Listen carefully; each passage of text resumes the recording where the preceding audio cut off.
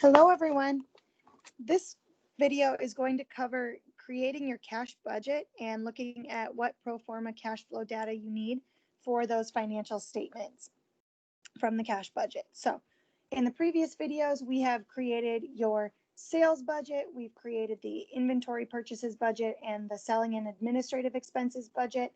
So now we're going to take that information and we're going to now create the cash receipts budget. So when we look at our cash receipts budget, Part J is what we're working on right away. And they'd say that using a line of credit, we borrow and repay principal in increments of $1,000 on the last day of the month as needed. So increments of $1,000 is something we need to note there. It pays interest of 1% per month in cash on the last day of the month.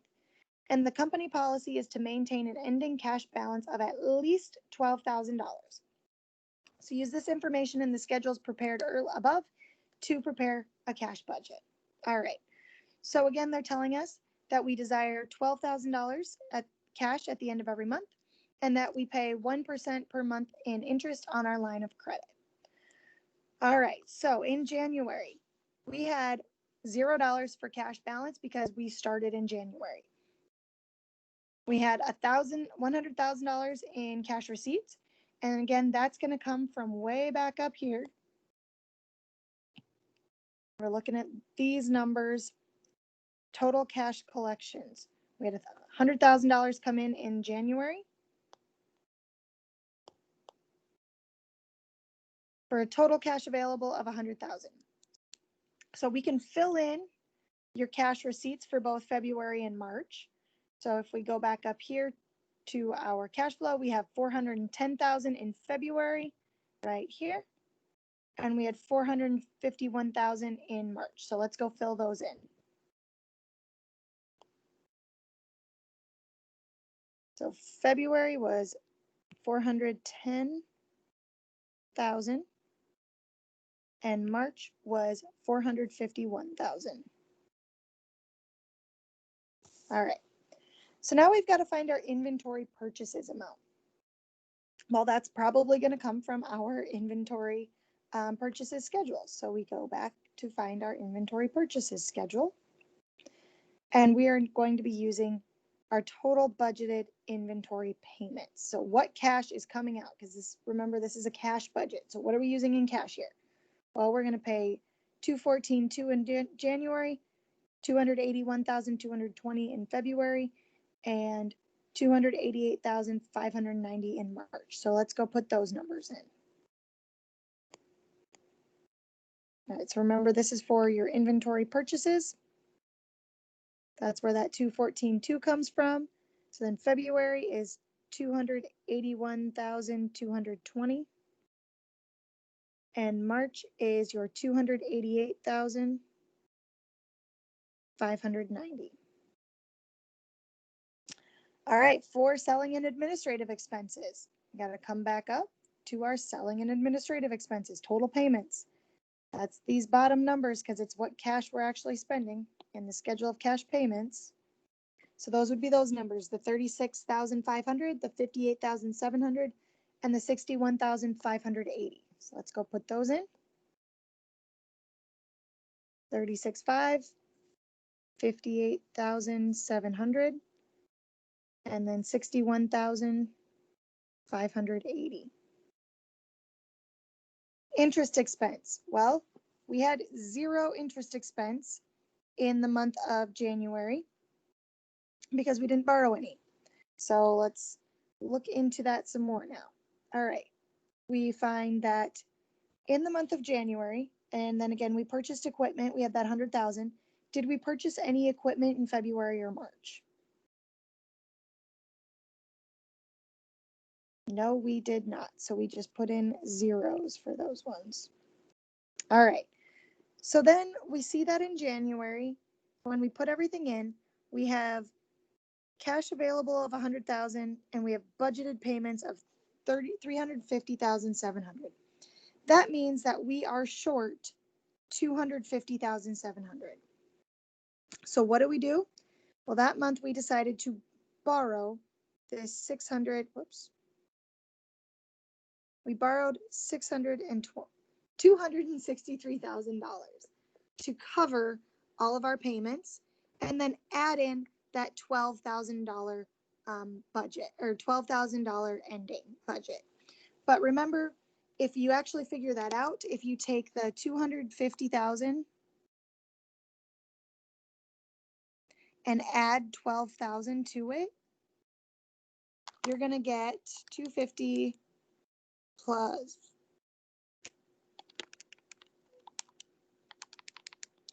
you're going to, whoops, I did that wrong. 250, 700 plus 12,000. You would get a total of 262,700. But remember from earlier, we're going to do this in increments of 1,000. So instead of borrowing 262,700, we just borrow 263. So that then gives us our ending cash balance of 12,300. All right, so now we've got to do February's budget. What else do we need? Well, we know that if we had an ending balance of 12,300, that's also our beginning balance at the beginning of February. So now we can find our total cash available by adding those two up. And when we do that, we find that we have $422,300 available to us. Now here's where we're going to do the interest expense, okay? We had $263,000 in a loan, so we borrowed, as we see here. And then up here it tells us that we pay 1% interest. So to find our interest for the month of February, we'll just put it off to the side. We take that 263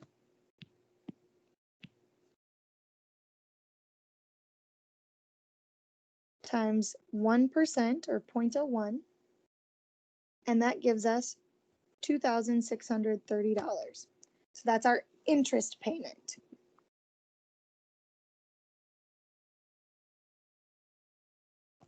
Now we're able to add up those four with a zero and get our total budgeted payments for the month of February.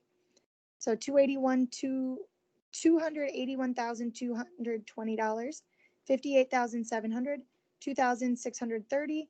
Add those all up and we get $342,550. So now we see that we have more cash available in February. We have 422,000. Then we need to pay out of 342,000. So we find our total surplus here. So take 422,300 minus the 342,550. And we find that our surplus is $79,750. So from that, we need to keep at least 12,000 in our ending cash balance, but we can use the rest to repay it. Okay, so let's take away 12,000, but remember we're doing this in increments of 1,000. So if we take 79, we'll do this off to the side too. 79,750 minus your 12,000.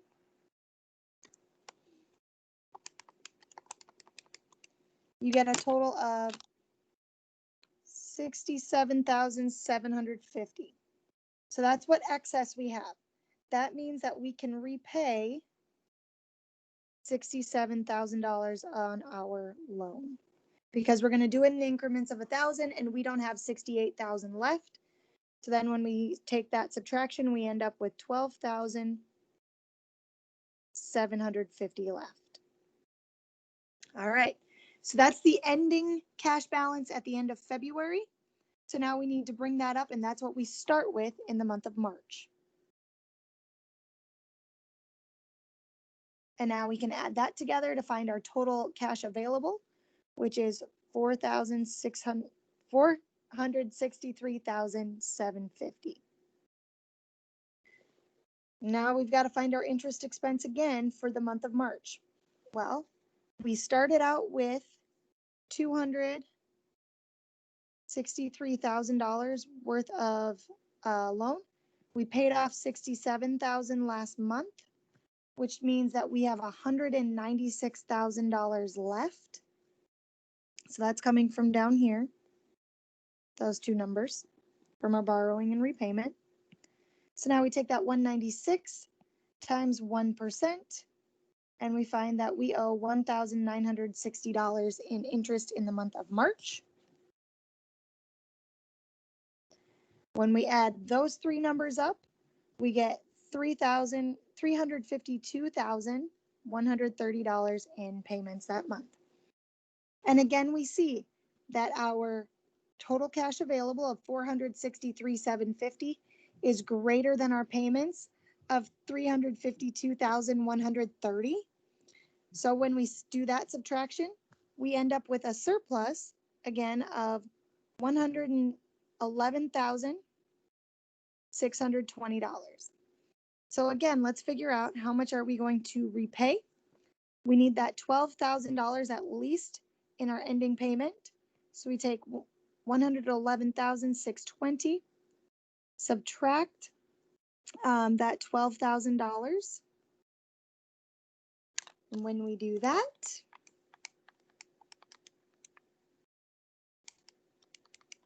we get $99,620. So that means, again, in increments of 1,000, we are going to repay $99,000. And that will leave us with a total of $12,620. So that's how we create the cash budget. So now for part K, we're going to use that information to figure out our cash flows from operating, investing, and financing activities on the first quarter pro forma statement of cash flows. So let's start with the operating activities. Well, that would be your cash receipts. So we add together all of our cash receipts, and we end up with $961,000. So that's our inflow from operating activities. We'll put OA for operating activity. When our cash payments, we've got these inventory purchases. That's another operating activity. And for inventory purchases, we end up with a total of, adding those together, $784,010. And again, that's operating. Selling and administrative expenses, again, add those up for $156,780. And again, that's an operating expense. And then we've got our interest expense. Add those three up, and we get $4,590. And again, that's operating. So then we got to look at investing. Well, investing, remember, that's purchasing equipment. That's capital. So that's this next line, part E, and that's simply $100,000. And that's an investing activity. And then we've got to figure out our financing activity. So we add and subtract those, or add and subtract. The 263 minus the 67,000 minus the 99,000. And we find that we have $97,000 left worth of financing activities left. So that's what happened with the inflow and outflow of your financing activity. So then finally, what is our ending cash balance? Well, our ending cash balance is simply going to be the end of March. So we get $12,620. And that's how you create a cash budget and figure out your pro forma cash flow data.